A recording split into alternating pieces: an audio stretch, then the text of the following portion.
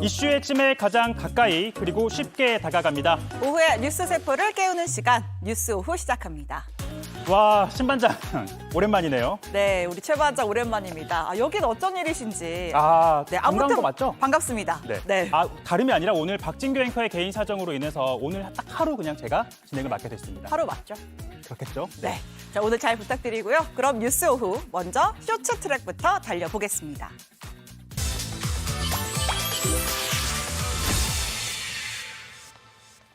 첫 번째 트랙, 우발적으로입니다. 경찰에 이끌려 나오는 이 남성, 신림동 등산로 성폭행 살인 사건 피의자 최윤종입니다. 오늘 검찰에 넘겨졌는데 뭐라고 했을까요?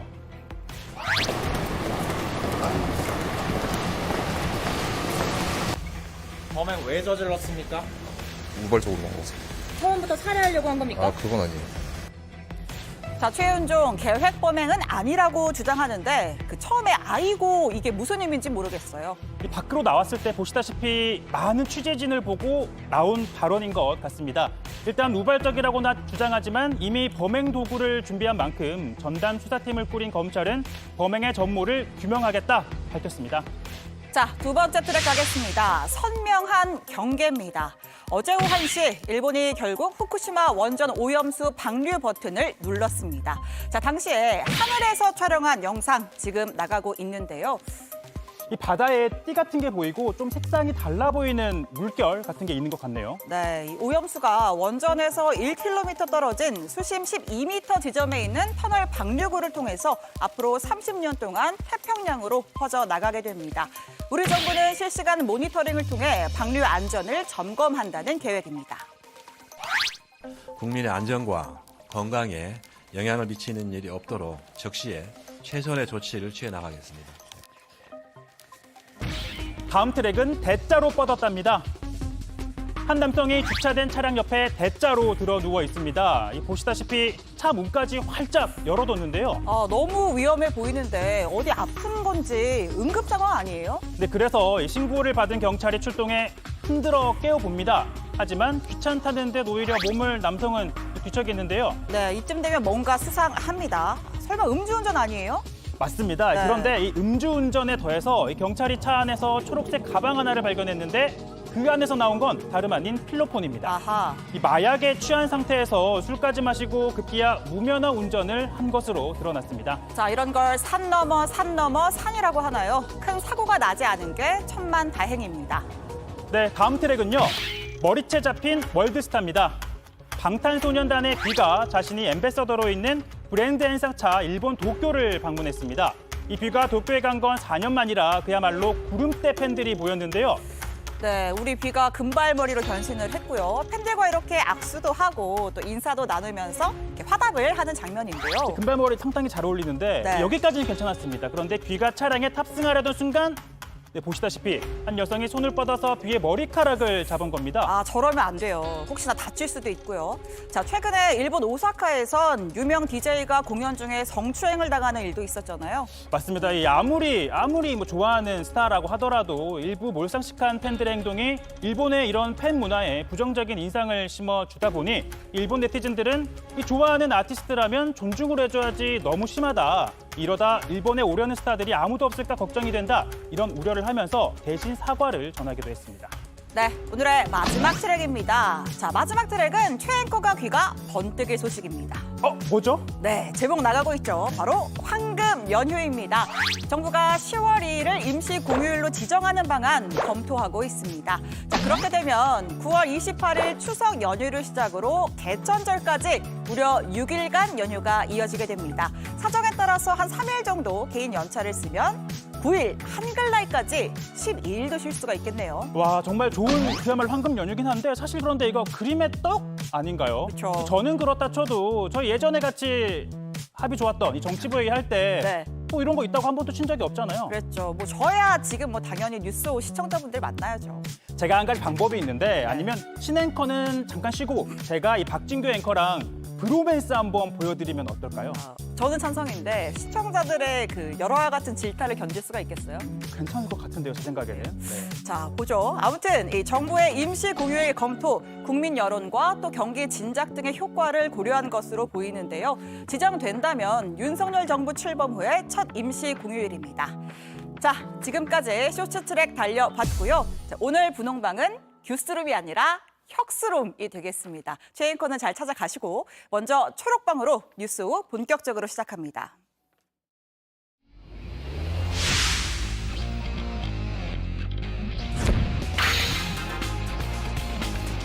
근데 언제부터 이렇게 국회무시가 일상화된 겁니까? 여기 지금 놀리고 있는 겁니다, 지금. 그렇게 많은 실수를 하고 그렇게 많은 잘못을 하고 이렇게 많은 현안지가 있는데도 장관이 여기 안 온다라는 거는 어떻게 국회의원들을 기만하고 운동할 수가 있어요. 저 위원장님 잠깐 모시러 가십시다. 아니 저기 대변인님 잠깐만요. 조민경 대변인님 잠깐 오세요. 조민경 대변인님 도망가지 마시고 오세요. 오세요. 빨리 오세요.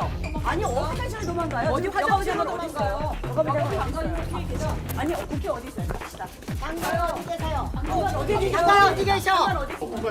야 진짜 심하다 조민경. 조민경 보자. 대변인 그러면 안 돼요. 그러면 안 되고 갑시다. 장관 어디 계세요? 얼굴 보려고요. 얼굴 보고 왜 국회에 오셨는데 상임위 안 들어와요? 이러지 마십시오.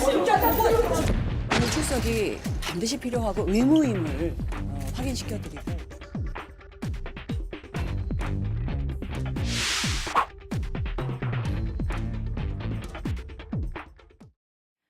네, 5시엔 뉴스 후 오늘 정치 이야기는 초록방 신의 원룸에서 합니다.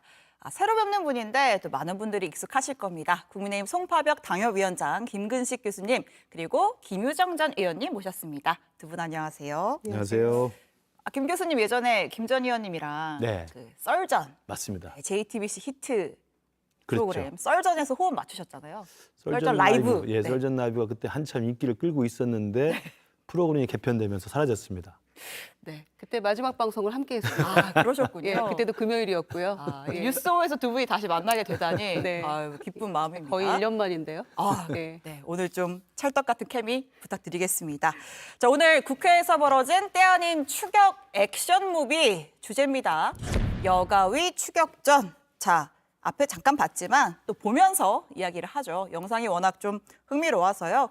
자, 오늘 오전에 이 잼버리 대회 파행 사태에 대한 국회 여가위 현안 질의가 열릴 예정이었습니다. 그런데 보신 것처럼 원래는 김현숙 장관의 참석이 예정이 되어 있었는데 나타나질 않았어요. 그러니까 보시는 것처럼 이제 민주당 의원들이 김 장관을 직접 찾아 나선 거죠. 뭐 대기실 복도에서 여가부 대변인이랑 마주치니까 화장실까지 쫓아가서 장관 어딨냐 뭐 이렇게 좀 실랑이를 벌이는 모습이었습니다.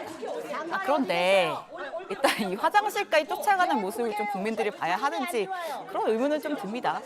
예, 보기 민망합니다. 예. 우리 국회의원 분들인데 장관을 이제 찾아서 숨바꼭질을 하고 네. 또 그것도 또 하필 화장실 앞에서 이렇게 대치하고 몸싸움도 하고 네. 소리를 지르고 그러니까 정말 이게 국민을 대표하는 국회의원들이 과연 할 짓인가라는 생각이 드는데요. 네. 원천적으로는 김현숙 장관이 그때 당시에 국회에 있었다는 거 아닙니까? 예. 국회에 있었다고 한다면 국무위원이고 여가위원회가 열려서 여가위 의원 회의가 있으면 당연히 국무위원으로서 김현숙 장관은 출석을 하는 것이 저는 맞다고 봅니다. 나왔어야 하는 것이 맞다. 거기까지 와서 안 갈 이유가 뭐가 있겠습니까? 예. 그리고 이게 아마 잼버리 사태를 뭐 추궁하는 것도 있었지만 잼버리 사태뿐만 아니라 신림동 폭행 사건도 여가부의 소관 질의가 나왔을 것이고요. 네.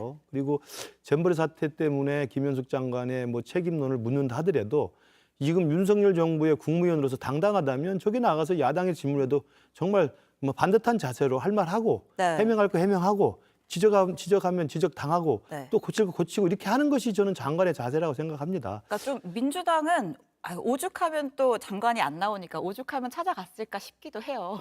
네. 그러니까요. 저도 여성가족위원회를 했었던 사람이긴 합니다만 처음 보는 광경입니다. 그러니까 이제 이 정권은 왜 총리도 잼버리 가서 화장실 청소하고 지금 여가부 대변인은 화장실로 숨고 이렇게 화장실을 좋아하는지 모르겠어요. 근데 또 대변인이 무슨 죄가 있겠습니까? 네. 참 난감했을 것 같은데요.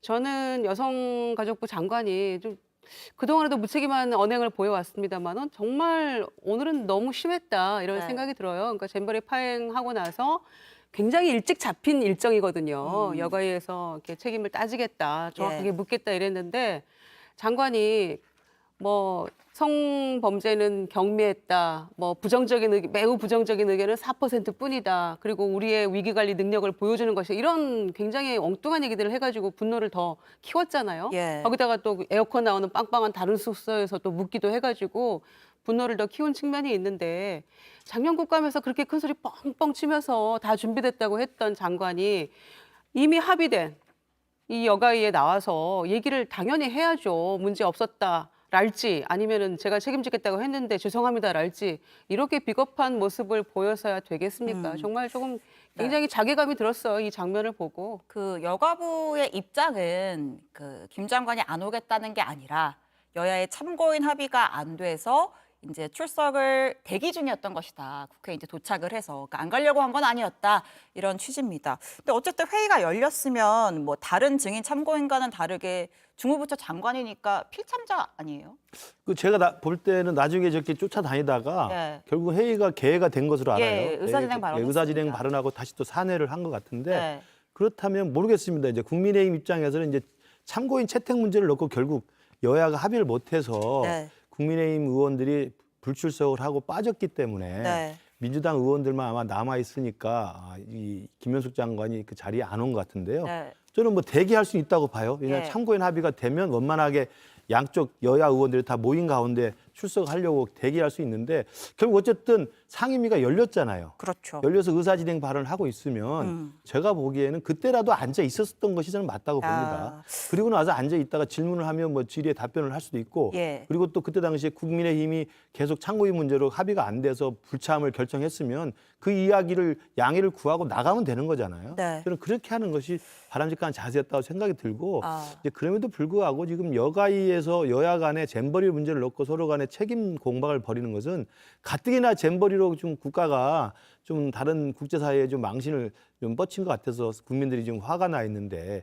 책임론을 놓고도 또 공방을 벌이지 않습니까? 네. 그래서 저는 정말 이 잼버리 사태 이후에 지금 누구 잘못을 따지는 게 중요한 게 아니라 그 잘못을 정확히 찾아내서 이제는 그런 잘못이 일어나지 않도록 대책을 마련하는 게 여야 모두 합리적이고 합당한 전 자세라고 생각합니다. 자, 이제 뭐 정치권에서 책임 공방, 책임을 따지게 될 텐데 또 그 중심에 있는 인물이 김현숙 장관과 김관영 전북지사도 중심에 있잖아요. 김 지사 같은 경우에는 뭐 여가위에서 공식적인 출석 요구를 받지 않았지만 뭐 부르면 나가겠다라고 하는데 뭐 본인 입장에서는 이제 책임이 좀 전북도에 몰리는 것이 좀 억울한 측면도 있는 것 같고 그렇다고 또 전북도가 책임이 없다고 할 수는 없고요. 두 분 다 김 지사랑 좀 친분이 있으시다고. 네, 김관 지사 네. 보면은 마음이 좀 짠합니다. 한마디 해주세요. 예. 네. 좀 힘 좀 내시고요. 짠한데 유일하게 지금 이 잼버리 사태 관련해가지고 사과도 하시고 기자들 앞에서 또 언론 브리핑도 하고 했던 분이라서 네.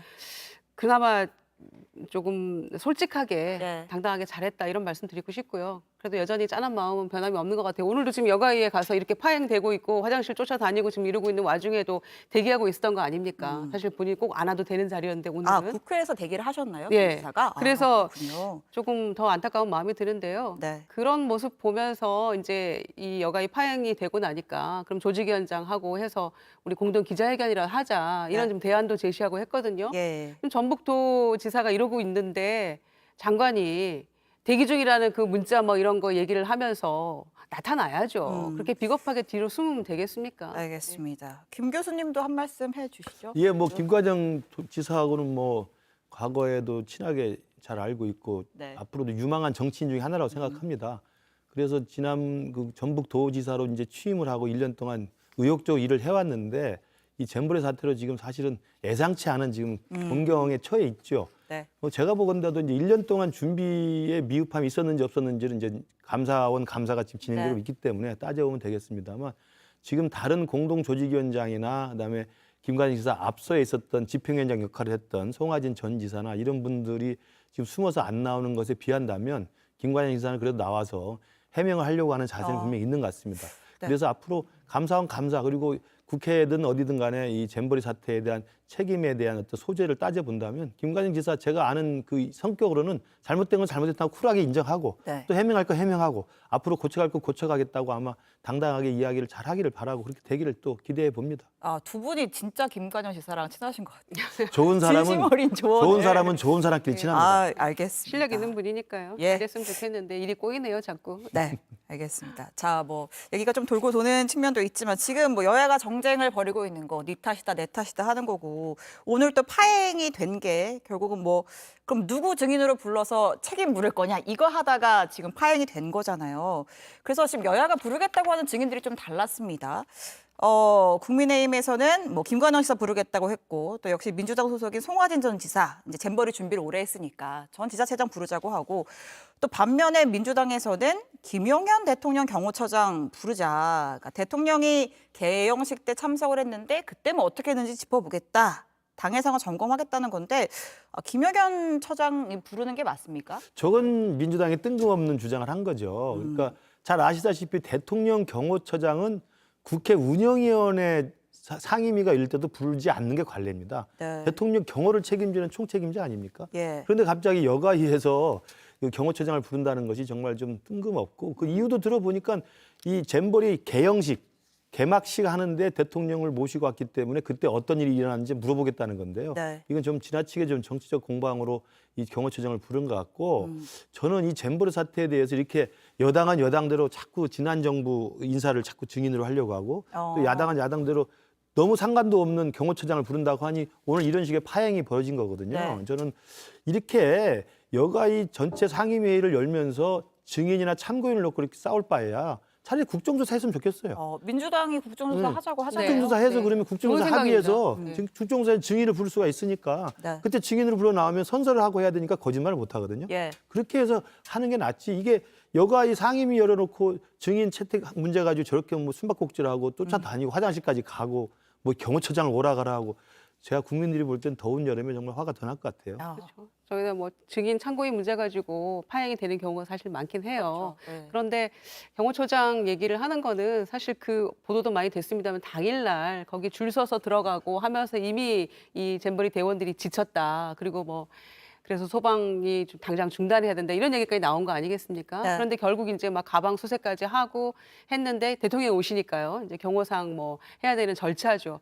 그런데 그래서 쓰러지기도 하고 또 들어가지 못하고 인원 제한 때문에 돌아가고 다시 또 몇 시간을 걸어서 갔다 이런 얘기들이 나왔기 때문에 이제 야당으로서는 그러면은 그런 부분들에 대해서 좀 소상히 살펴야 된다라는 취지의 이제 증인 요구였을 거예요. 단순한 정쟁거리는 아니다. 그렇죠. 예. 이유는 있었는데 네. 제 생각에는 이제 경호처장이 뭐 사실 나오겠습니까? 실질적으로는 어려워요. 그러면 경호실의 어떤 관계자라도 요청을 했으면은 또 모르겠어요. 그러면은 또 이렇게 합의가 됐을 수도 있겠습니다만은 계속 보십시오. 전 전북지사, 전 여가부 네. 장관 부르니까 이쪽에서 또 당연히 그래 그럼 경호처장 이렇게 되는 거거든요. 김 교수님도 그건 아니래요. 예, 그래서 이런 일로 파행이 됐습니다만은 다시 열어서 소상히 따져야 되고요. 국정조사를 통해서 그래서 국정조사 하자는 겁니다. 알겠습니다. 이런 식으로 상위별로 파행하다 보면은 실제로 이 진실을 가리지 못하게 되고 사실은 이걸로 정쟁으로 끝내는 게 아니고 다음번 국제 대회나 이런 큰 행사에 우리가 잘하자는 대비하자는 거잖아요. 네. 그래서 좀 이유를 밝혀보자는 건데 이도저도 아니면은 정말 공방만 하다 끝나는 거 아닙니까? 누구를 위해서 이렇게 합니까? 뭐 여가위 회의 일정 또 어떻게 잡힐지 뭐 국정감사 할지 말지 지켜봐야겠습니다. 자, 오늘 두 번째 주제로 넘어가겠습니다. 국회 바깥에서 벌어진 여야의 싸움. 자, 걸어서 용산까지 이렇게 제목을 잡았는데요. 자, 저희 영상 준비했습니다. 원내 일당인 민주당 의원들 오늘 여의도 아니고 광화문 광장 이순신 동상 앞에서 모였습니다. 지금 피켓 들고 있는 거 보이시죠? 후쿠시마 원전 오염수 투기 중단 국민 행진을 벌였는데요. 광화문에서 남대문 지나서 용산 대통령실 인근까지 걸어갔습니다. 계속 구호도 외쳐가면서 현역 의원들뿐만 아니라 당직자들, 지지자들, 일반 시민들도 좀 참석을 한 것 같아요. 꽤 많은 인원이 모였는데 좀 오늘 워낙 더워가지고 후덥지근해가지고 좀 지쳐 보이는 모습도 보이고 합니다. 자, 행진 시작하기 전에 또 이재명 대표가 마이크를 잡았습니다. 잠깐 들어보고 오겠습니다. 대통령과 정치의 제1의 책임이 무엇이겠습니까? 국민의 생명과 안전을 지키는 것 아닙니까? 국토를 수호하는 것 아닙니까? 우리가 대통령이 할 일이 무엇인가? 정부 여당이 어떤 일을 해야 되는가를 지금 이 자리에서 단단하게 가르쳐 줍시다, 여러분. 자, 대통령이 할 일을 단단하게 가르쳐 주겠다. 자, 민주당이 후쿠시마 오염수 이슈에 이제 올인하는 분위기가 있습니다. 주말에는 범국민 대회도 한다고 하는데 일단 방류가 시작이 됐어요. 그럼 민주당은 어떻게 하자는 겁니까? 민주당은 일단 대통령이 대국민 담화라도 해야 된다는 거죠. 예. 이런 중차대한 문제에 어떻게 총리가 대신하는 그런 담화문 그나마도 그렇게 크게 와닿지 않는 그런 네. 얘기를 하느냐, 이제 이 부분에 대한 문제 지적을 하는 것이고요. 대통령이 사실은 참모디에 숨지 않겠다고 하시던 뭐 어디론가 숨어버리셨잖아요. 그리고 지금 국민 안전, 뭐 국가의 무한 책임 이런 거 늘 강조하셨던 분인데 취임 100일 기자회견 이후에는 모습을 드러내지 않아요. 언론 기자회견도 없고 국민에게 전하는 메시지도 국무회의에서 잠깐 모두 발언하시는 그런 정도만 나가고 있기 때문에 어떻게 이렇게 국민의 다수가 반대하고 야당이 이거 정말 안 된다라고 얘기하고 일본에 대해서 좀 떳떳하게 우리 자존심을 갉아먹는 일이잖아요. 당당하게 할 말은 하는 그런 대통령의 모습을 원했는데 그러지 못한 점 이런 부분에 대해서 분명히 책임이 있다. 그래서 이제 행진을 한 건데 떼학볕 때 2시간은 정말 오늘 너무 힘들었을 겁니다. 그럼에도 불구하고 야당이 이 정도도 못하면 어떡합니까? 국민은 더 걱정하고 계시는데. 교수님? 예. 네. 떼약볕이 심했죠. 예. 저도 여기 전철역 내려서 걸어오는데요. 예. 그늘로 찾아 걸어와도 너무 덥더라고요. 민주당 의원들 고생했다. 이 근데 아까 저기 예. 광화문에서 남산 거쳐가지고 용산까지 갔으면 그 도로를 걸어온 거기 때문에 네. 그늘이 하나도 없었을 거 아닙니까? 정말 고생 많이 했습니다. 참 네. 야당의 길이 멀고도 험한 것 같은데. 네. 그러니까 후쿠시마 오염수에 대해서는 이제는 정쟁은 이제 뒤로 하고 네. 생산적이고 정책적인 대안 마련에 여야가 머리를 맞대야 된다고 생각을 합니다. 어제 어찌됐든 일본이 방류를 개시했기 때문에 방류 이전에 있었던 괴담 논쟁, 그다음 가짜뉴스 논쟁, 그다음에 책임 공방 이런 것들은 이제 차치하고 개시가 된 상황 이후에서 어떻게 우리 정부가 이 감시 시스템을 제대로 작동을 하고 IAEA가 계속 현장에서 검증을 합니다만 이게 안전 기준에 맞는지 또 이 부분에 대해서 이상 기후가 있으면 어떻게 해야 되는지 중단할 수 있는 것들이 어떤 시스템이 맞춰져 있는지 그래서 어제 한덕수 총리가 간담회를 담화문을 통해 가지고 매번 2주에 한 번씩 현장 전문가를 우리 한국 사람을 한국인을 보내고 그다음에 1시간 간격으로 일본과 데이터를 화상으로 교환하고 그다음에 공동의 한 라인을 만들어내고 이상했으면 중단을 요구할 수 있게 돼 있고 다양한 대책들 마련해 왔습니다. 네. 그리고 또 제가 듣기에는 야당에서도 민주당에서도 이 후쿠시마 대책 관련해서 4개의 법안을 지금 이야기를 해놨어요. 네. 제가 볼 때 나름대로 귀담아 들을 만한 내용이 있는 법안이라고 생각합니다. 예. 그런 것들을 사후에 이제 논의를 해서 정말 이 후쿠시마 오염수 방류 이후에 안전한 감시 시스템과 확정적이고 그 일관된 그 통제 시스템을 우리가 좀 계속 요구하는 방법 그리고 이로 인해서 지금 피해를 보고 있는 농어민, 어민들이나 수산업자들에 대해서 여야가 어떻게 대책을 세울지 이런 좀 생산적인 이제는 논의를 시작했으면 좋겠다. 네. 저 대학교 때 저렇게 걸어가면서 땀 흘리고 이걸 마치 후쿠시마 오염수가 방류된 이후에도 저걸 하지 말아라고 이야기하면 답이 없는 싸움이 되잖아요. 저 근데 이거를 좀 여쭤보고 싶은 게 일단 방류는 시작이 됐고요. 그렇죠. 그러니까 한덕수 총리도 어제 이제 과학적으로 이제 과학을 이제 키워드로서 이제 국민들을 설득을 했고 또 그러면서 절대 후쿠시마 수산물이 이제 우리 식탁에 오를 일이 없다라고 얘기는 했는데 이제 그거는 이제 우리의 입장이고 또 일본 정부는 수출을 재개하길 원하고 있잖아요. 그러면 만약에 방류 문제 없다고 했고 과학적으로 문제 없다고 했으면 우리 거 수입해야 되는 거 아니냐라고 하면서 예를 들면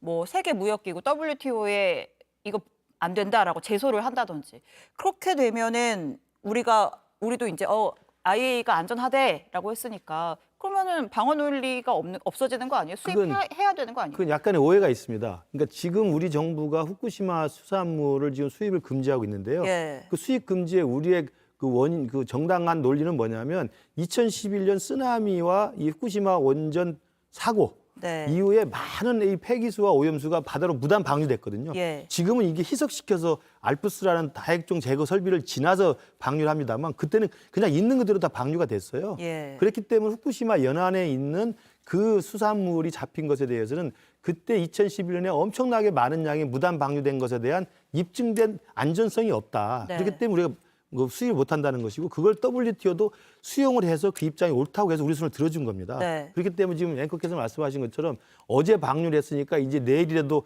이제 방류 시작했으니까 IAEA가 안전하다고 하니까 수산물 풀어라 이런 논리는 안 나오는 거죠. 이게 나오려면은 똑같은 논리로 방류를 해서 적어도 5년, 10년 방류 이후에 태평양을 돌고 우리 한반도까지 왔는데 문제가 없다고 결론이 난다고 할지라도 그때 일본이 요구할 수 있는 것이고 우리가 그때 확인을 해봐야 되는 것이죠. 그러니까 지금 방류했다고 해서 뭐 바로 후쿠시마 수산물에 대한 수입을 일본이 해지하라고 요구할 수는 없고요. 네. 오히려 지금 뭐 EU 같은 경우는 뭐 수산물 해지를 다 풀었습니다. 그리고 이제 캐나다하고 미국이 가장 먼저 이 오염수가 방류될 때 그 첫 번째 도달하는 곳이기 때문에 네. 캐나다, 미국 정도가 이제 이후에 몇 년 정도 시간이 지나면 이 안전성 검증을 해본 다음에 수산물 수입에 대해서 논의를 시작할 것으로 보입니다. 우리 시간도 짧은데 왜 이렇게 길게 하시는 거예요? 바로 그래서 정확하게 우리 정부가 반대 입장을 표명을 해야 되는 겁니다. 네. 왜냐하면 WTO에서 우리가 2심 항소심에서 승소했을 때는요. 바다가 안전하냐 그 문제를 가지고 얘기를 했던 거거든요. 네. 그런데 지금 이제 정부가 뭐라고 합니까? 기술적, 과학적인 문제 없다. 이렇게 얘기하면 바닷물이 문제 없다라는 거를 우리가 보증서 주는 거나 마찬가지인데 면죄부 주는 거잖아요. 네. 그러니까 그린피스도 이거는 한일 합작품이라 얘기하고 있고 수많은 외신에서 한국 정부는 지지하고 있다. 이렇게 나가는 거 아닙니까? 네. 그런데 우리가 정부에서는 국민들에게 찬성이다 반대다 얘기도 못하면서 과학적 문제는 없어 이러고만 있는 거 아닙니까? 그리고 방류 전에도 일본에서는 사실 군불 떼고 있었잖아요. 예. 우리 뭐 수산물 수입해 달라 이런 네. 얘기 나왔는데 총리가 직접 뭐 언급이 그렇죠. 있었죠. 일본이 어떤 정부입니까? 일본이 어떤 나라입니까? 가만두겠습니까? 거기에 대해서 단 한마디 지금 저항도 못하고 떳떳하게 얘기도 못하고 당당하게 요구도 못하는 그런 대통령의 모습 보면서 정부의 모습 보면서 얼마나 분통이 터지는데 그래서 지금이라도 중단해라라고 야당은 끝없이 요구를 해야 되는 거고요. 그 네. 입장을 명확히 밝혀줄 필요가 있다. 이런 말씀 드리고요. 네. 지금 내년 예산에 4,596억만 지원을 하겠다는 거예요. 예. 그 수산업 그 종사자들에게 네. 그런데 그거 가지고 되겠습니까? 지금 이번에 일본에서 4조 3천억 준비한다는 거예요. 그런데 우리도 지금 우리 국민들이나 우리 어민들의 피해는 일본 나몰라라 하겠다는 거 아니에요. 예. 이거 가지고 되겠어요? 예산도 더 늘리고 추경도 당장 해야 된다는 게 야당의 입장인 거죠. 그리고 특별안전조치법도 여당이 빨리 받아들여야죠. 이런 대안들을 야당이 내놓으면서 동시에 용산에 가서 항의도 하고 이렇게 하는 거죠. 야당이 이조차도 못하면 아무리 더워도 쓰러지는 한이 있어도 해야죠. 국민의 마음을 어떻겠습니까 지금 이 상황에서. 알겠습니다. 저도 많이 했다고 뭐 의원님도 더 많이 하시고. 네, 저희가 참 뉴스 오후 100분 토론이면 좋을 텐데 시간이 없어서. 근데 그 지금 또 논란이 되고 있는 게 그 문재인 전 대통령이랑 국민의힘 하태경 의원이랑 네. 또 썰전을 벌였단 말이에요. 그러니까 하태경 의원이 문 전 대통령도 후쿠시마 오염수 영향 없다는 거 알고 있을 것이다 이렇게 얘기를 하니까 문 전 대통령이 아니다, 나는 반대한다 이렇게 또 입장을 밝혔고 그러니까 뭐 하태경 의원은 대통령 시절의 문재인과 지금 문재인 전 대통령은 다른 사람인가 이렇게까지 또 응수를 해서 논란이 있는데 일단 저는 좀 문 전 대통령이 반응을 한 게 놀랍긴 해요. 그러니까요. 아니 그동안에 무슨 일이 있어도 그냥 특별한 반응 없이 일상 뭐 이런 것만 올리시다가 네. 이번에는 지지자들로부터도 이제 비판을 받았죠, 사실은. 네. 오염수 방류하는 날 바둑 얘기하고 이러면은 그렇지 않습니까? 네. 그래서 마음이 좀 그러셨는지 모르겠습니다만은 하태경 의원을 이렇게 띄워줄 필요가 있었을까 싶어요, 오히려 저는. 하 의원의 체급을 키워준 예. 것이다. 오히려 저는 뭐 윤석열 대통령이나 다른 분들에게 할 말이 더 많으실 것 같은데 네. 하태경 의원이 얘기했으니까 내가 답하지 않을 도리가 없다. 이런 거는 조금 뭐라 이렇게 하셨을까 그런 네. 생각이 들고요. 근데 그 하태경 의원이 이제 지적을 했던 부분은 뭐냐면 문재인 정부 당시에 정의용 장관이라든지 뭐 강경화 전 외교부 장관이라든지 그러니까 IAEA, 그러니까 과학적 기준에 부합하면 방류 반대할 수 없다. 그건 일본의 주권 사항이다. 이렇게 얘기를 했었던 거를 이제 근거로 삼아서 그렇죠. 문재인 정부도 반대 안 한 거 아니냐 이런 얘기를 하고 있거든요. 그러니까 이제 문재인 정권 시절에 후쿠시마 오염수에 대한 입장을 하태경 의원이 이제 제기를 한 거고 예. 그래서 아마 문재인 대통령은 반대를 안 한다고 약간 좀 비꼰 거잖아요. 네. 그랬더니 이제 문재인 전 대통령이 하태경 의원 때문에 말을 할 수밖에 없다, 반대한다 입장을 낸 건데 네. 그래서 결과적으로 뭐 하태경 의원은 손해볼 게 없는 정치적인 게임이 네. 됐습니다만 지금 와서 다시 확인해 본다면 그때 정의용 외교부 장관, 강경화 외교부 장관이 국회 답변에서 후쿠시마 오염수를 방류한다는 계획 그때 일본이 갖고 있었거든요. 2년 전이니까 그때 방류한다는 계획이 있을 때 방류를 안 하면 좋겠지만 방류한다고 했을 때 철저한 안전 기준에 따라서 특히 IAEA 검증 기준에 따라서 안전 기준에 부합한다면 우리는 반대할 수가 없다라는 입장을 냈던 것이 그때 세 가지 조건을 걸었어요. 정의용 장관이. 우리 측과 사전에 협의해 줄 것, 그다음 일본 측이 갖고 있는 모든 정보를 공유할 것, 세 번째 한국인 전문가가 검증단에 포함될 것. 네. 이 세 가지가 다 지금 관철이 돼서 IAEA 결과 보고서가 나온 거예요.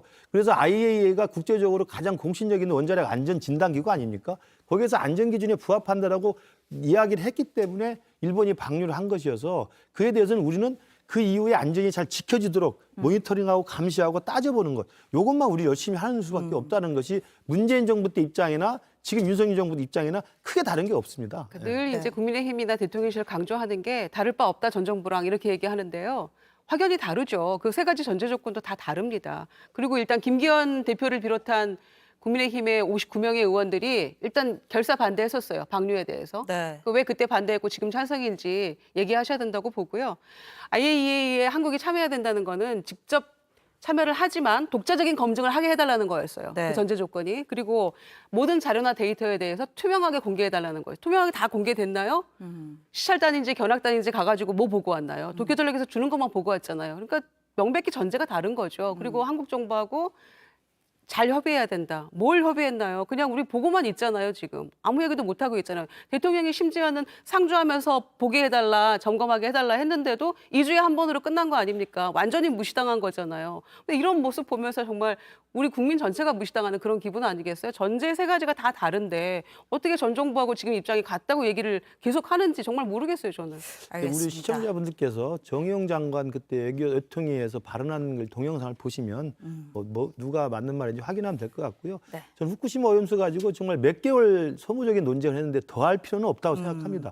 이제는 어떻게 잘 감시하고 안전을 챙기는가의 문제에 대해서 여야가 머리를 맞대야 되고요. 저는 마지막으로 한 말씀만 드릴 시간이 있다고 한다면 시간이 없는데. 그렇습니까? 민주당 분들 같은 경우는 북한 동포에 대해서 또 북한의 김정은 정권에서 얼마나 많은 애정을 가지고 안 됐다 불쌍하다 도와주자 그럽니까?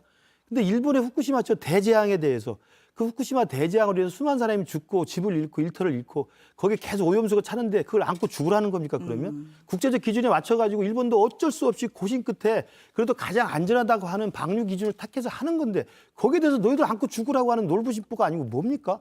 왜 그렇게 하는지 좀 모르겠어요. 아니 가장 값싸고 손쉬운 방법을 선택한 값싸고 거잖아요. 손쉬운 게 아니에요. 다른 방법이 5개 방법 충분히 중에 있잖아요. 가장 과학적으로 검증된 방식입니다. 무슨 과학적으로 누가 검증을 했습니까? 과학자들이 일본이 다 원하는 검증한 방식으로 한 거예요. 거잖아요. 그런 100% 말씀하시면 안 톤으로 되죠. 갑시다. 100% 톤으로. 다른 방법이 제가 100% 분명히 동안 해도 있는데도 제가 얼마든지 이야기할 수 있습니다. 다른 방법이 분명히 있는데도 무슨 정말 일본을 민주당은요, 우리가 측은하게 여기서 그냥 봐야 되는 친북 아니면 반이래요. 일본이 오히려 그런 우리를 과거정서 가지고 뭘 봐줘가지고 어떻게 일본이 하겠어요. 오히려 우리를 봐줘가지고 오늘 지금 그러니까 배려해서 대통령께서 지금 말씀 방류한다는 잘하신 거 거예요. 아니에요. 좌우의 날개로 나는 게 아니라 이 예. 좌파들은 생각을 바꿔야 돼요. 알겠습니다. 아, 오늘 그 방금 김 교수님 언급한 그 대통령의 발언 그리고 이재명 대표의 발언 또 저희가 원래 소개를 하려고 했는데 시간이 거기까지 묻어가지고 제가 말씀드린 거죠. 국민통합위원회가 감사합니다. 국민 갈라치는데 아, 알겠습니다. 원래 저희가 이름을 담당하고 있는 진보지정이 거예요. 지금. 반성하지 않고는 대한민국의 미래가 없습니다. 자, 네. 제가 저희- 진보 출신이니까 말씀드리는 거예요. 저희 오늘 준비한 사진이 하나 있었거든요. 저희 코너 속에 코너 하는 거 김유정 전 의원님 아시잖아요. 네네. 사진 좀 주세요. 자, 이 사진 뭐냐면요.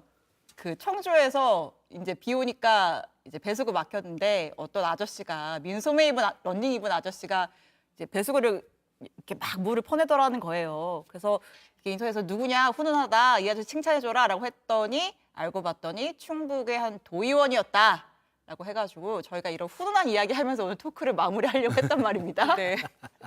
두 분이 같이 칭찬도 해주고. 칭찬할 일이죠. 네, 뭐 이거 뭐 네. 여야 가릴 거 없는 얘기잖아요. 그렇죠. 그럼요. 국회의원, 지방의회관 어두운 네. 얘기만 가득한데. 그러니까요. 저런 여야 분이 가리지 계셔서 않는데 그나마 우리 국민의힘 다행입니다. 소속이네 보니까. 아, 예. 뭐 여든 야든 뭐 야당도 잘할 때 있고 뭐 그런 거잖아요. 알겠습니다. 훈훈하게 마무리할게요. 금요일이니까. 네, 두 분 말씀 여기까지 듣겠습니다.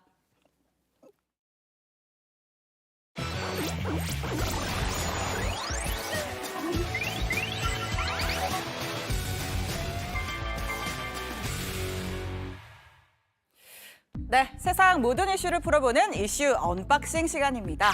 드디어 그분이 왔습니다. 코너명에 딱 맞는 삶 자체가 이슈 그 자체, 인간 트러블 메이커, 트럼프 전 대통령 분노의 머그샷입니다. 트럼프 전 미국 대통령이 또 재판에 넘겨졌습니다. 벌써 네 번째 형사 기소인데 이번엔 좀 더 심각한 분위기입니다. The defendants engaged in a criminal racketeering enterprise to overturn Georgia's presidential election result. 네, 도널드 트럼프 전 미국 대통령이 현지 시간으로 어제 조지아주 검찰에 출두했습니다. 2020년 대선 결과를 뒤집으려고 했다는 혐의인데요. 최대 격전지인 조지아주 선거에서 패하자 주 국무장관에게 전화를 걸어 결과를 뒤집기 위한 11,780표 찾아내라 이렇게 압박을 했다는 겁니다. 자, 검찰은 당시 트럼프 캠프에서 활동한 측근 18명도 한꺼번에 기소했습니다. 말 그대로 조직적인 선거 방해가 있었다면서 마피아 같은 범죄 조직에 적용하는 이른바 리코법을 적용했습니다. 자, 이런 비유라면 트럼프 전 대통령은 조직의 보스 두목이란 거겠죠. really believe this is a very sad day for America. This should never happen. I thought the election was a rigged election, a stolen election. Since we did nothing wrong, I did nothing wrong, and everybody knows it. 자, 트레이드마크와도 같은 빨간 넥타이 그리고 엄지척까지. 아직 나는 건재하다, 나는 당당하다 이런 연출로 보입니다. 하지만 용의자들의 범인 식별 사진인 머그샷 굴욕은 피해가지 못했습니다. 미국 대통령 역사상 초유의 일이고요. 자, 앞서 세 차례의 기소 때는 전직 대통령의 예우를 받았지만 이번에는 그 어떤 특혜도 받지 못한 겁니다. 자, 머그샷 보겠습니다. 참 트럼프답다라는 말이 절로 나오죠. 이 찌푸린 눈썹에 또 꼭 담은 입술, 화가 난 듯 정면으로 치켜든 눈, 카메라를 응시하고 있습니다.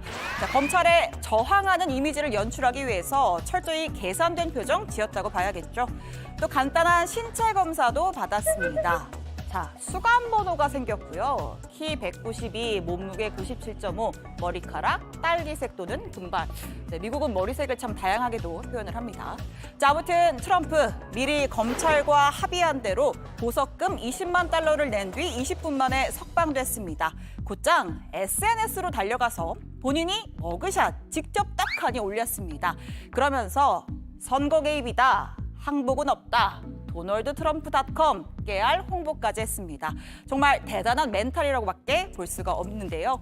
자, 현재 공화당 대선 후보 가운데 압도적 지지율 1위 바로 트럼프 전 대통령입니다. 4번의 기소를 거치면서도 줄곧 50% 안팎의 지지율을 유지하고 있습니다. 이틀 전 공화당의 첫 TV 토론회에 불참하는 대신 본인의 단독 인터뷰 영상을 공개하기도 했습니다. 내 지지율이 역대 최고인데 내가 왜 토론해야 되냐라는 말과 함께요. 자, 지금까지 이슈 언박싱이었습니다.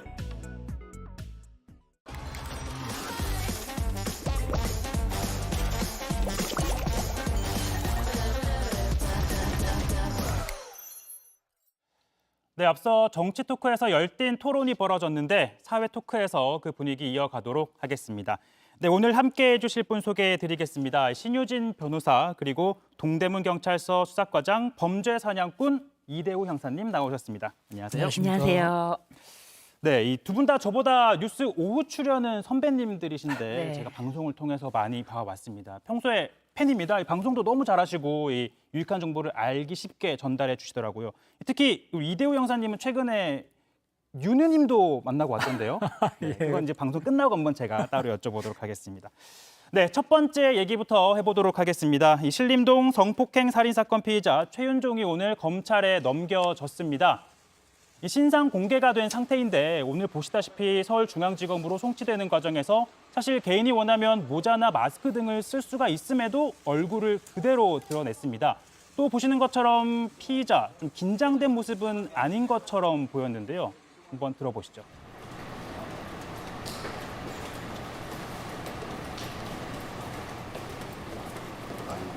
네, 이 형사들과 함께 빠져나오면서 아이고라는 말을 저렇게 합니다. 아무래도 이 밖에 취재진이 많이 있다 보니까 아이고라는 말을 한 것 같고요. 범행 왜 저질렀습니까? 우발적으로 한 것 같습니다. 우발적으로 저질렀다고요? 저도 모르겠네요. 처음부터 살해하려고 한 겁니까? 그건 아니에요. 네, 이동하겠습니다.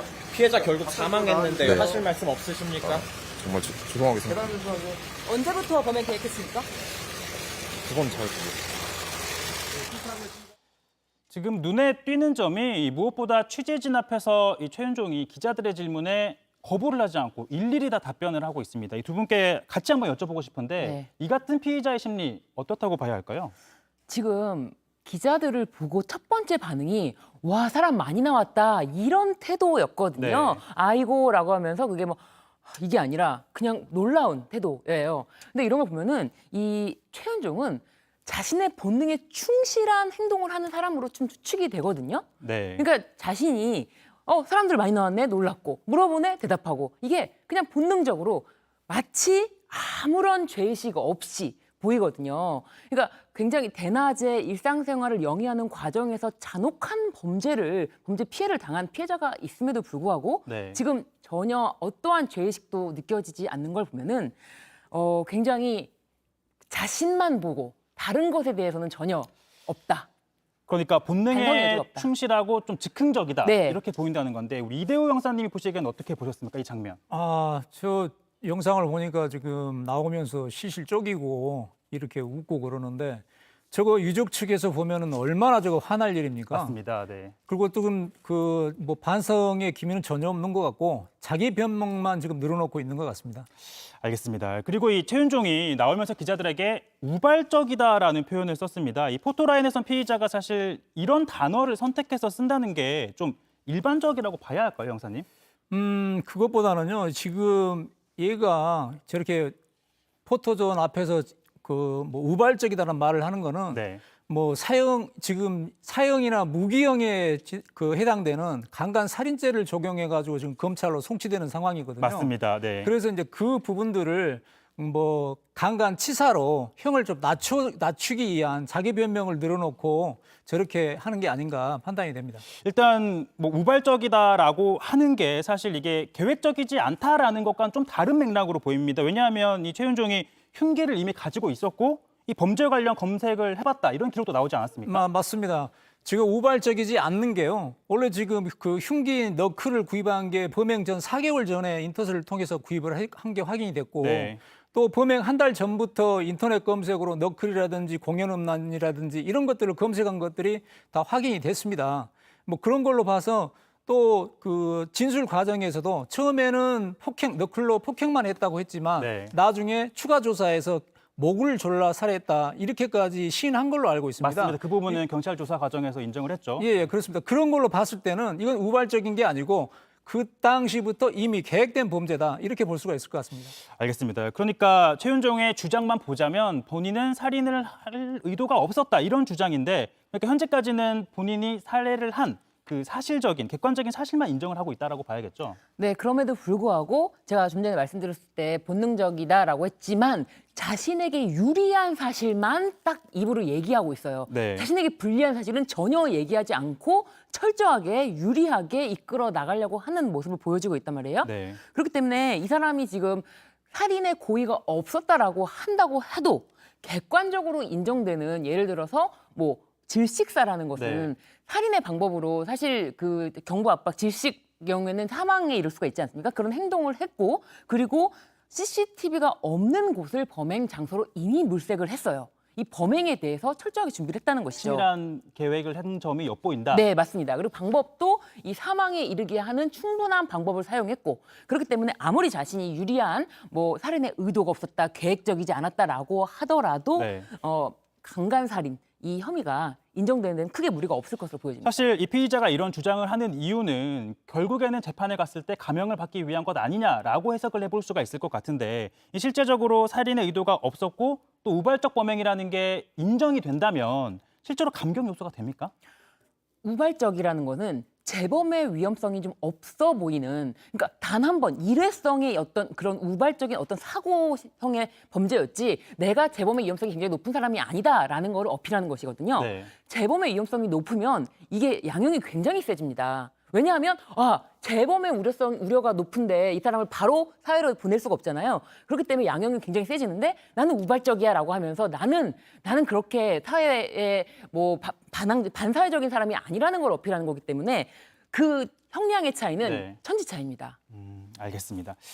자, 일단 이 최윤종과 관련해서 새로운 소식이 전해진 게 있었습니다. 한 보도에 따르면요. 최윤종이 군에 입대한 지 2달밖에 안 됐던 이등병 때 이 탈영한 사실이 알려졌습니다. 이게 2015년 사건인데요. 심지어 당시 소총을 들고 탈영을 해서 당시 군이 발칵 뒤집어지는 일이 있었는데 이대호 형사님, 뭐 네. 관련해서 혹시 뭐 아시는 내용이 있을까요? 예, 그 입영한 지 뭐 2개월 만에 그 강원도 영월군에 있는 그 군 부대였던 것 같아요. 네. 근데 혹한기 훈련을 들어가 가지고 소총하고 실탄을 가지고 탈영을 한 겁니다. 네. 예, 그렇게 해서 그동안 그 탈영 계획을 세우면서 아마 10만 원 정도를 모았었나 봐요.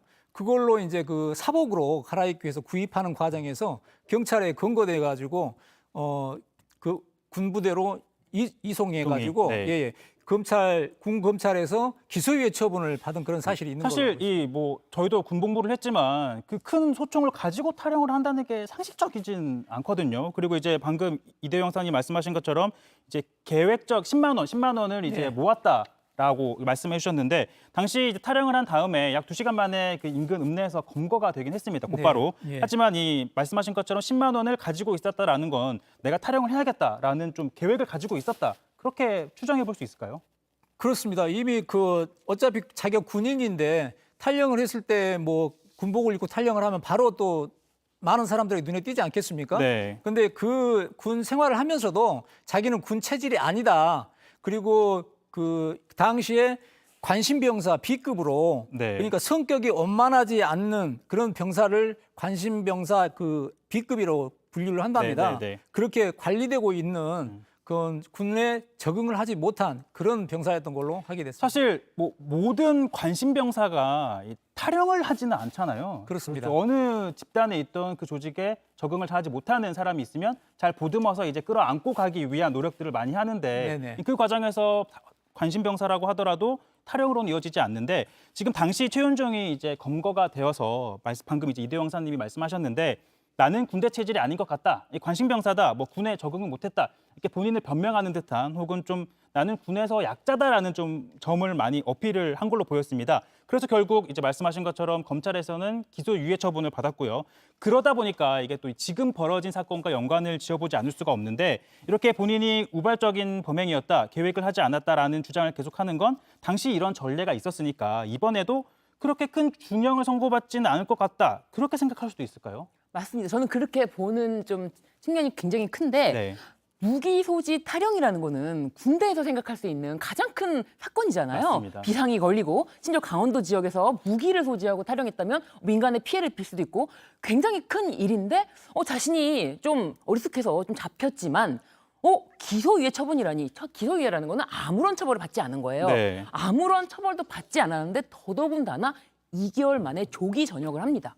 그래서 이렇게 생각보다 엄청난 일을 저질렀는데도 처벌을 안 받을 수도 있구나라는 걸 한번 배운 거죠. 그래서 사실은 이번에도 이 범죄, 네. 이 심각한 잔혹한 범죄를 준비하면서 뭐 여러 가지 자신의 도주로까지 그리고 들키지 않고자 CCTV가 없는 것까지 확인한 곳에서 뭐 여러 가지 도주 계획까지 세웠겠지만 그 잡혔잖아요. 잡혔을 때 예전 기억이 또 살아났을 것이다. 그래서 내가 좀 어떻게 하면 좀 더 이 상황에서 빠져나갈 수 있는지에 대한 그 예전 기억대로 해서 양형이라든지 네. 어떻게 하면 처벌을 줄일 수 있을지에 대한 생각을 하고 지금 그대로 행동하는 것을 보여집니다. 이제 그런 점에서 이제 검찰로 송치가 됐으니까 검찰에서 이제 추가 수사팀을 꾸렸다라고 하더라고요. 네. 이제 관련된 검사들로 주축이 되어서 이제 재판에 넘기기 전에 추가 수사를 통해서 계획성을 더 입증을 하고 좀 진상에 대한 규명이 이루어질 걸로 보입니다.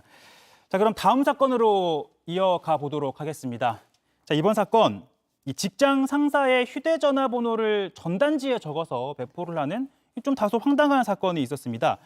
이 설명을 드리면 일반적인 전단지 아니었고요. 지금 보시는 것처럼 만나면 좋은 친구, 행복 만남 연락 주세요. 그러니까 이 조건 만남, 소위 조건 만남 내용이 담긴 전단지고 이 무분별한 카드 사용은 땡땡이 해결해 드립니다.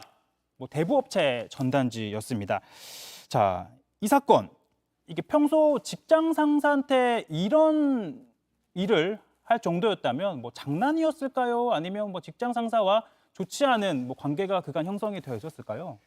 저 정도면은 그 직장 상사와 갈등이 굉장히 고조에 올라 있었을 것 같습니다. 네. 한마디로 말해서 이거 뭐 X 먹인다. 이런 상황으로 네. 보셔야 될 것 같습니다.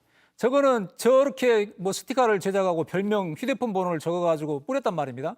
저걸 보고 그 본 사람들은 조건 만남이나 뭐 대부업체 관련된 줄 알고 계속 전화를 할 거 아니에요. 그렇죠. 그럼 그 전화를 모두 받아야 되는데 그 받는 스트레스가 얼마나 세겠습니까? 그럼 실제로 이 사건과 관련해서 예. 그 이제 전단지에 적힌 번호로 피해자들이겠죠. 직장 상사들이 실제로 전화를 받았다고 합니까?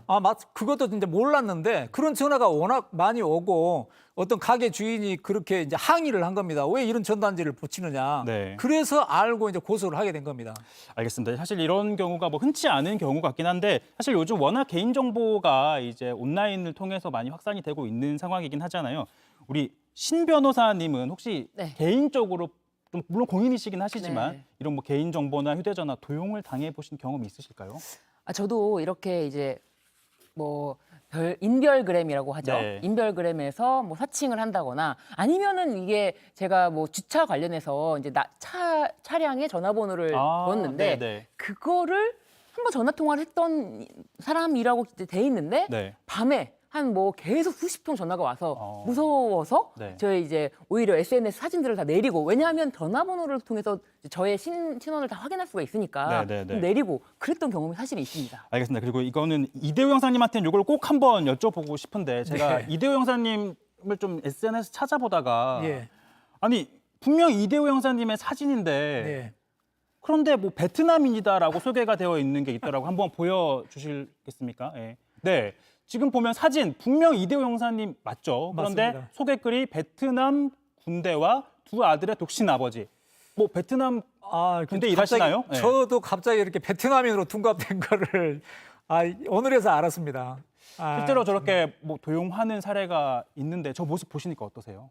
좀 황당하긴 합니다. 변호사님 저런 거는 어떻게 피해를 어떻게 저런 것도 네. 지금 보면은 이게 명예훼손이 적용이 되려면은 사회적 가치를 평가를 저하시키는 것인데 이 충분히 지금 독신이라든지 뭐 두 아들을 키우고 있다라든지 그런 것이 나의 사실관계가 맞지 않은데 저렇게 네네. 공공연하게 내가 마치 독신 어떤 이유로 뭐 그런 실제인지 아닌지 저도 사실 모릅니다만 예. 이제 그런 게 아닌 사실을 이렇게 공연하게 하면서 명예훼손에도 해당할 수가 있고요. 예. 그 또 한 가지가 저렇게 도용하는 거잖아요. 남의 예, 뭐 사진이라든지 모든 걸 도용한다고 하면은 저 회사, 저 본사가 사실은 외국 회사라서 그렇지 저 회사에 대한 그 위계에 의한 업무방해죄도 성립이 될 수가 있습니다. 네, 이제 뭐 상담 잘 끝나셨나요? 예. 네. 혹시 도움이 필요하시면 나중에 우리 신 변호사님한테 따로 한번 연락을 드려보시고. 알겠습니다. 네, 다시 본류의 사건으로 한번 돌아와 보겠습니다. 이 두 사건에서 피의자가 두 명이었습니다. 네. 두 명이었는데 1심에서는 둘 다 이제 유죄가 인정이 됐습니다. 근데 아까 전에 이제 신 변호사님이 이 형사님 관련 사건 얘기를 하면서 뭐 명예훼손 말씀도 하셨는데 이 사건 같은 경우에는 어떤 혐의가 적용이 됐다고 봐야 할까요? 이 사건에서도 이 전화번호가 공개되고 그 내용이 뭐 조건 만남이라든지 아니면 제부업체라든지 이렇게 연결이 되어 있기 때문에 그 명예훼손 혐의가 인정이 됐습니다. 네. 사실 이게 휴대전화 번호 같은 경우에는 사실 뭐 제 번호도 마찬가지지만 뭐 곳곳에 이제 명함을 돌리기도 하고 아까 방금 말씀하신 것처럼 차량 앞에도 붙어 있잖아요. 네. 그러니까 쉽게 구할 수 있는 정보인데 네. 과연 이 개인 정보를 그냥 길거리에 이렇게 돌렸다고 해서 그거 자체로는 죄가 성립이 된 건 아닐까요, 그러면? 그렇게는 볼 수 없나요? 그런데 이제 그 연결해서 네. 뭐 조건 만남이라든지 저렇게 대부업체로 네. 추정이 되는 사실 그 자체가 전화번호만 가지고는 구체적 사실이 적시되지 않았다라고 네. 이 피고인도 항변을 했지만 네. 말씀하신 것처럼 그거를 핸드폰에 입력을 해 보면은 이게 이 사람의 신상을 확인할 수가 있습니다. 네. 메신저 등을 통해서 그렇기 때문에 이거는 개인 신상이 특정이 되는 것이다. 그래서 이거는 명예훼손이 인정된다라고 했는데 네. 1심에서는 이게 이제 두 명이 모두 유죄가 인정이 되면서 두 명이 범죄를 동시에 저지르면 그 위험성이 더 크지 않습니까? 그렇죠. 그래서 700만 원, 벌금 700만 원 선고가 됐는데 2심에서는 이 한 명은 전혀 같이 가담한 혐의를 인정할 수가 없다. 그게 입증이 된 것 같아요. 그래서 한 명에 대해서는 무죄가 선고되면서 그렇다면 아무래도 위험성이 낮아지는 점 이렇게 제가 추측해 보건데 그래서 300만 원으로 2심에서는 감형이 되지 않았나 싶습니다. 이게 같은 범죄 행위를 했을 때 이게 1인이냐 2인이냐 그러니까 뭐 공동 범행을 하느냐에 따라서 양형의 차이가 있나요? 사실은 그 공동으로라는 게 법률 구성 요건으로 아예 돼 있는 것도 있는데 네. 그런 범죄는 정말 위험성이 그 자체로 커지니까. 그런데 이렇게 명예훼손 같은 경우도 네. 일반적으로 한 명이 그냥 이렇게 내가 좀 골탕 먹이려고 했어요라든지 그런 아무래도 그런 읍소를 많이 하지 않았나. 네. 그래서 한편으로는 한 명이 빠지고 한 명 공공관계가 탈락이 되는 경우에 네. 항소를 하면은 양형이 깎인다라는 그런 이야기도 있고 그래서 기본적으로 1심에서 판결이 나오면은 피고인들은 무조건 양형 부당을 이유로 항소를 하기도 하고 사실 2심에서 많이 봐주기도 하고 네, 감경 사유를 조금은 이제 네, 반영을 해서 이제 그렇습니다. 형이 감경이 되는 네. 이유가 있나 봅니다. 피해자들은 그래도 굉장히 억울하죠. 내 신상 이렇게 다 네, 털렸는데 그렇죠. 겨우 벌금 300만 원이라니 이건 좀 말이 안 된다라고 좀 받아들일 것 같습니다. 알겠습니다. 이제 이번 사건은 이제 전화번호를 이제 전단지에 공개를 해서 벌어진 사건인데 이제 좀 비슷한 사건일 것 같긴 합니다. 아까 이대우 형사님의 이제 인스타 뭐 도용 사건도 있었는데 사진을 도용을 해서 요즘 이 소셜 미디어에 별도의 뭐 타인이 마치 본인인 것처럼 계정을 운영하거나 또 데이팅 어플과 같은 앱에 활용하는 경우도 있는데 이렇게 타인의 사진을 이용을 해서 도용을 해서 뭐 인스타그램 소셜 미디어를 뭐 운영을 한다거나 데이팅 앱에서 뭐 다른 타인과 대화를 주고받는다거나 그거 자체로도 뭐 범죄가 될 수 있나요? 조금 전에 이제 변호사님이 좀 설명을 드렸지만 네. 그 회사 자체에 내가 아닌데 내 사진을 올려서 마치 내 계정으로 운영되고 있지 않습니까? 근데 그 자체가 바로 그 회사에 대한 업무 방해가 되기 때문에 네. 그 부분에 대해서 책임을 물을 수는 있을 것 같습니다. 알겠습니다. 신 변호사님 좀 더 네. 덧붙여 설명해 덧붙여서 주시겠습니까? 설명을 해드리면은 그런데 이게 피해 회사가 외국 회사다 보니까 네. 이게 처벌까지 이어지는데 이게 쉽지 않은 거예요. 특히 뭐 블라인드, 뭐 네. 지난번에 경찰청 사칭했던 블라인드 마찬가지지만 네. 협조가 외국 회사랑 우리나라 수사기관이랑 긴밀하게 이루어지지 않기 때문에 처벌이 되지 않는다는 점을 네. 악용하는 것도 있고요. 또 한 가지는 정보통신망법 위반도 네. 될 수가 있다는 점도 말씀드릴게요. 이제 방금 말씀하신 거는 이제 두 가지 죄목을 말씀해 주셨는데, 네. 그러니까 개인의 입장에서 제일 궁금한 거는 네. 과연 그러한 행위가 나의 명예를 훼손하는 것 아니냐라는 질문을 가장 먼저 드려보고 싶은데 네. 명예훼손도 성립이 될 수 있나요? 명예훼손은 이게 아까 이제 우리 이대호 형사님이 대표적인 지금 피해자로 볼 수가 있는데 이게 사회적 가치를 평판을 떨어뜨리는 저하시키는 네, 떨어뜨리는 것이다라고 보여지면은 명예훼손으로 인정이 되는 것이고요. 전혀 나의 신상과 관계 없는 사실관계를 뭐 공공연하게 게시하는 자체가 명예훼손에 해당된다고 보기가 쉽습니다. 그리고 아까 전에 정보통신망법 위반 등을 이제 예를 들어 주셨는데 네. 사실 이렇게 타인의 사진 혹은 개인 정보를 도용을 해서 네. 활용을 한 다음에 범죄를 저질렀잖아요. 네. 이후에 이제 제일 쉽게 와닿는 행위가 금전적인 이득을 취하는 경우가 네. 많을 것 같은데 네. 실질적으로 금전적인 이익을 취하지 않는 행위까지 갔어도 방금 말씀하신 것처럼 그런 죄목을 적용해서 처벌할 수 있다. 네, 맞습니다. 이 정보통신망법 위반은 이 권한 없이 계정이라든지 이런 거를 침입하는 행위인데 네. 그 침입의 정도를 이렇게 이용하는 것까지 포함을 시키느냐 이런 거는 좀 별도의 판단이 필요할 것 같습니다만 내가 만약에 계정을 아예 그러니까 해킹을 당했다 그러면 정확하게 정보통신망법 위반도 됩니다. 이거는 금전적인 이익을 취한 것과 전혀 관계가 네. 없습니다.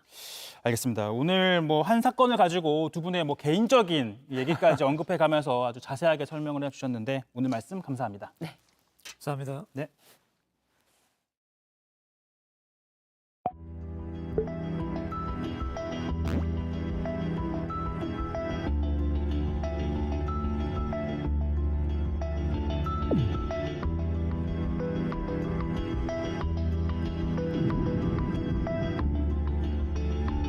전달 받으시면은 네, 인사만 하시고 복귀하시면 되십니다.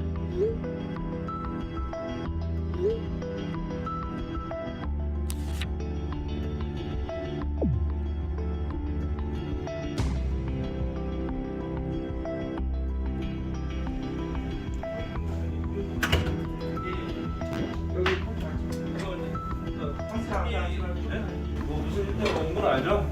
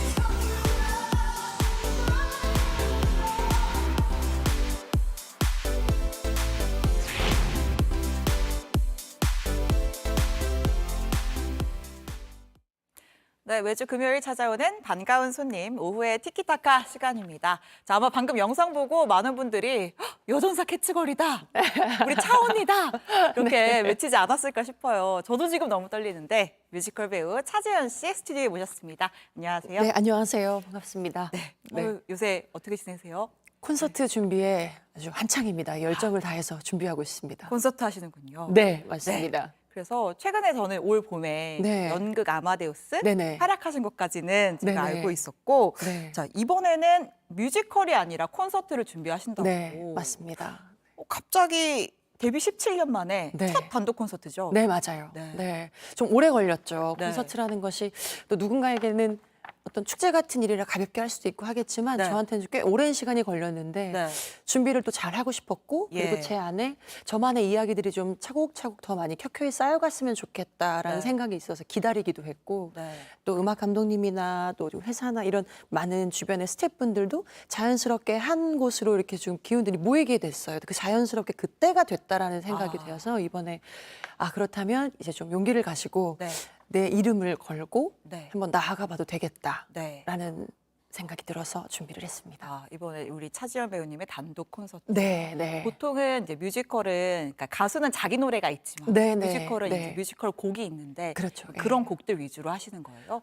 뮤지컬의 넘버들도 있고 네. 또 가요나 팝들도 지금 선곡된 곡들 중에 거의 10곡 이상 정도를 편곡을 다 작업을 마쳤어요. 예. 그래서 아마 원곡의 그 느낌도 커버 느낌도 좋으시겠지만 네. 또 저만의 느낌으로 부르는 저만의 색깔로 해석이 되고 불러지는 그런 노래들도 익숙한 노래시겠지만 저만의 색깔이 담긴 노래를 다 좀 들어보신다면 또 다른 매력이 있지 않을까 생각합니다. 네.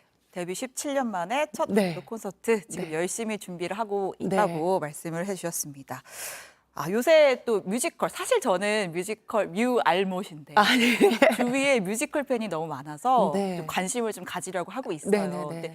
요새 들어보니까 그러니까 뮤지컬이라고 하는 장르의 어떤 위상이 네. 뭐 티켓 파워부터 네. 어떤 배우분들의 위상, 또 장르의 위상, 대중적인 영향력 네. 이런 게 엄청 커졌는데 네, 네. 실제로도 또 17년 활동하면서 많이 느끼세요? 아무래도 많이 달라진 것들이 좀 있는 것 같아요. 네. 제작 환경이랄까 아니면 저희가 뭐 준비하는 과정들 속이랄까 아니면 또 우리 관객 여러분들께서 굉장히 다양한 작품들을 보실 수 있으시고 네. 또 극장도 대극장, 중극장, 소극장에서 굉장히 다양한 장르의 공연들이 많이 생겼기 때문에 네. 진짜 그 어느 때보다 더 활발하게 지금 움직이고 있는 것이 뮤지컬 시장이 아닌가라는 생각도 들고 티켓도 정말 이렇게 꽉꽉 채워진 객석을 보면 그것만큼 황홀할 데가 없죠, 저희 배우들은. 네. 주변에 막 N차 관람 맞습니다. 하죠? 네네. 그런 분들이 잘 아시는데요, 뮤지컬. 네. 관심을 가져보려고 차 배우님 모시려고 제가 또 공부도 조금 감사합니다. 네, 최근에 또 우리 뮤지컬 시장 규모가 네. 4천억 원을 넘었다고 해요. 예. 그리고 해외 진출 같은 것도 좀 네, 활발하다고. 네. 상장 뮤지컬이 브로드웨이 가고 막 그래요. 네, 맞습니다. 소개 좀 해주세요. K-팝이 있고 네. 한류 문화가 막 지금 엄청나게 전 세계적으로 돌풍을 일으키고 있는데 네. 감사하게도 K-뮤지컬 또한 또 네. 그런 영향력을 미치고 있는 것 같아서 이제 네. 시작되는 것 같아요. 네. 그래서 막 일본, 대만, 뭐 오브로드 이렇게 조금씩 더 활발하게 우리의 이야기들이 뻗어 나갈 수 있는 것 같아서 저도 거기에 꼭 하고 싶은, 네. 꼭 참여를 하고 싶은 그런 바람이 있습니다. 네, 알겠습니다. 자, 우리 차지연 배우가 네. 그동안 해온 공연만 모아도 한국 뮤지컬사 흥행사의 절반은 되지 않을까 싶은데 정말 많은 작품에 참여를 네네. 하셨잖아요. 네. 그래서 저희가 차 배우님의 하이라이트를 좀 모아봤습니다. 감사합니다. 보면서 네, 이야기 나눌게요.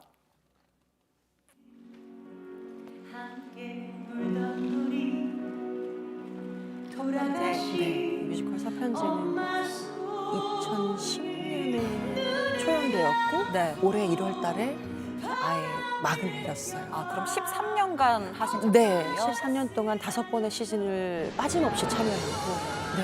지금 이거 워낙 유명한 작품이에요. 예, 레베카.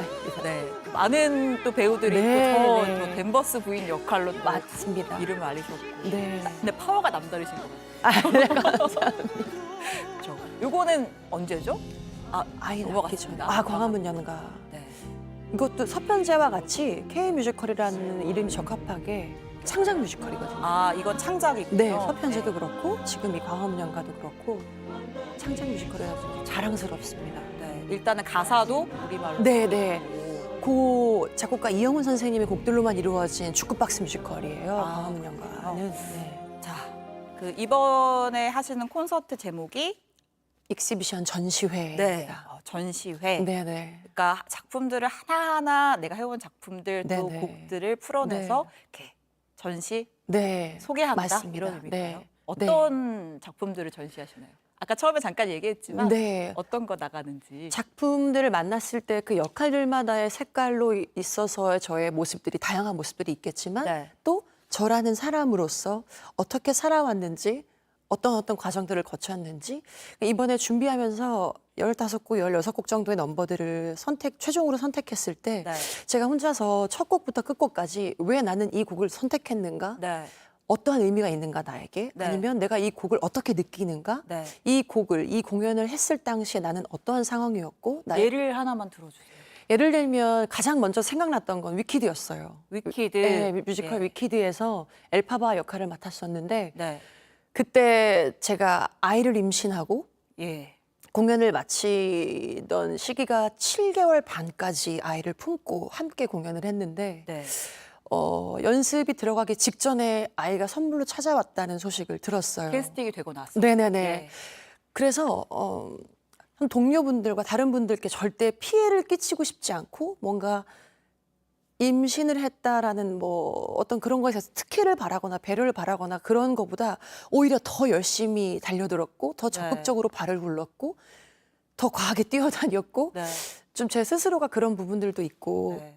그렇다 보니까 그게 가장 마음이 그렇게 좋을 수 있지만 한편으로는 한 관계자로부터 이렇게 뭔가 좋지 않은 얘기를 처음에 그 아이가 생겼다는 소식을 들었을 때 그런 좋지 예. 않은 얘기를 들었을 때 좀 마음이 많이 상했어요. 네. 그래서 계속 그 상한 마음을 계속 품고 그래도 아이를 달래면서 같이 네. 엄마를 좀 도와다오 하면서 그렇게 끝냈던 그 위키드가 제 공연사에서 네. 짧지만 가장 가슴이 아프고 저렸던 공연이라 다시 한번 꼭 기회가 있다면 위키드는 다시 한번 꼭 참여를 해보고 싶어요. 그래서 이 위키드의 곡도 이번에 또 전시회에서 네, 또 들어보실 수 들어주시는 있습니다. 거고, 네. 또 그 임신 중에 이런 공연 네. 연습량도 엄청나고 네네. 체력 소비도 엄청난데 네. 잘 그 공연 굉장히 호평을 받았잖아요. 네, 맞습니다. 그 아이가 지금 몇 살이에요? 지금 초등학교 1학년이에요. 네, 위키드 베이비인데. 위키드 베이비. 네, 아이가 잘 견뎌줬기 때문에 네. 네, 건강하게 식식하게 잘 함께 해줬기 때문에 잘 네. 마칠 수 있었던 것 같아요. 곡 하나하나에 이렇게 사연이 있고 네네. 그 당시에 내가 있고 또 그 곡에 담은 나의 네, 어떤 인생이 맞아요. 있고 네. 그런 거네요. 네. 진짜 이번 콘서트 홍보는 아니고 제가 가고 싶다는 생각이 들어서 오세요. 제가 초대하겠습니다. 9월 초더라고요. 네, 예. 9월 2일, 3일 네, 블루스케어에서 마스터카드홀에서 여러분을 기다리고 있을게요. 네. 그리고 그 워낙 제가 아까 폭발력인 가창력 이런 네네. 얘기도 했는데 그 마리 앙뚜아네트에서 안녕하세요, 여러분. 그 오랜만이죠. 아주 폭발적인 연기 네네. 그 아르노 역할이었는데 네. 그 당시에 부르셨던 넘버 제목이 더는 참지 않아. 네. 뭐 어떤 가사예요? 진짜 안 참는다. 뭐 더 이상 이런 부당한 대우나 네. 이런 부정한 것들 앞에서 우리가 당연하게 놓일 수 없다. 더 네. 이상 그렇지 않고 우리는 혁명을 위해서 네. 깨쳐나가고 네. 스스로 이제는 움직이겠다. 네. 일어서겠다. 네. 라는 그런 내용들이 담겨있는 곡이 혹시 부르실 때 네. 조금 좋아하는 가사라든지 그러니까 나는 사랑 노래가 좋아라든지 아니면 약간 좀 투쟁하는 노래가 좋아라든지 좋아하는 분위기나 뭐 이런 거 있으세요? 저는 사랑을 얘기하는 노래를 참 개인적으로는 좋아하는데 네. 관객분들은 제가 뭔가 폭발하는 거. 네, 폭발하는 그 순간을 되게 좋아하시는 것 같아서 네. 예, 앞으로 더 네. 계속 불러볼 예정입니다. 그래서 저희 그 인터뷰 같이 준비하는 작가가 네. 저 무대를 좋아해가지고 그래서 골라준 것 같더라고요. 꼭 한번 제가 다시 해야겠네요. 사인하고 가셔야 된다. 네. 감사합니다. 네. 그 지금 또 설명을 해줬지만 이제 굴곡이 많았던 네. 이제 뮤지컬 배우로서의 네. 삶이었는데 그런 힘든 역경 속에서도 내가 뮤지컬 배우로서 끝까지 가야겠다. 네. 이런 뭐 원동력이나 뭐 동기 네. 어떤 게 있을까요? 가장 먼저 떠오르는 건 항상 첫 번째 순위는 저는 관객분들과 저 팬분들이세요. 네, 저는 정말 맨 바닥에서 빈손으로 아무것도 없이 시작해서 17년이라는 시간이 지났고 제가 이렇게 뉴스 오후에도 출연할 수 있고 저의 이름을 걸고 콘서트도 열어볼 수 있는 이런 다양한 것들, 이런 일들은 제 삶에서 없을 줄 알았기 때문에 상상을 할 수 없는 일이었기 때문에 무명 시절에도 신인 시절에도 저의 진심을 느껴주시고 응원해주시고 끝까지 계속해서 저를 믿고 지지해주시고 사랑해주신 분들이 함께 하셨기 때문에 저는 그래서 여기까지 올 수 있어서 그게 저의 첫 번째예요. 그래서 안 그래도 콘서트 연출님께서 물어보시더라고요. 어떤 걸 가장 말하고 싶은가? 어떤 걸 표현하고 싶냐? 저는 감사해요. 감사하다. 난 무조건 감사한다. 이 무대에 설 수 있는 것 자체도 그분들 덕분이고 그래서 저의 그 모토가 관객분들을 기만하지 말자거든요.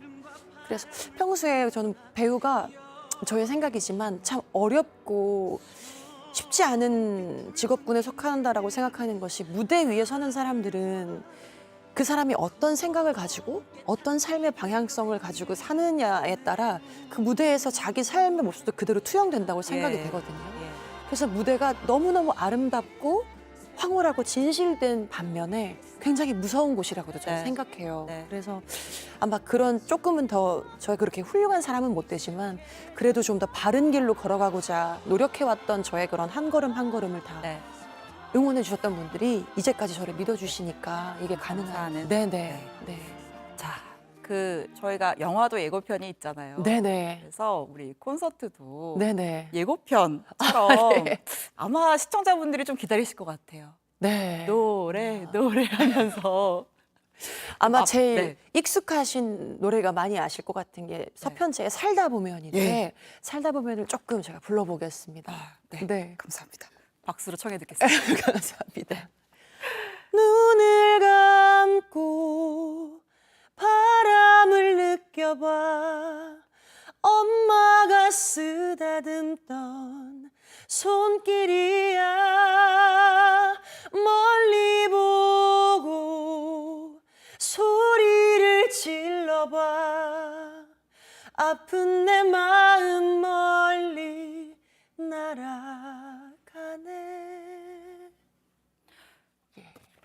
이런 곡입니다. 여기서 폭발적인 걸 할 수가 없어가지고요.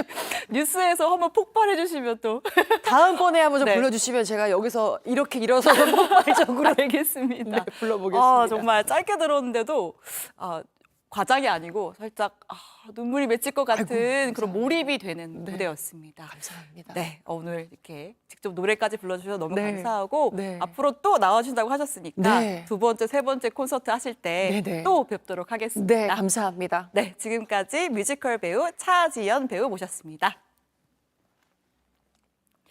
네, 뉴스호가 준비한 소식 여기까지입니다. 이번 주말에 30도가 넘는 후덥지근한 더위 이어진다고 하니까 건강 유의하시고요. 저희는 다음 주에 더 좋은 뉴스와 함께 찾아뵙겠습니다. 고맙습니다.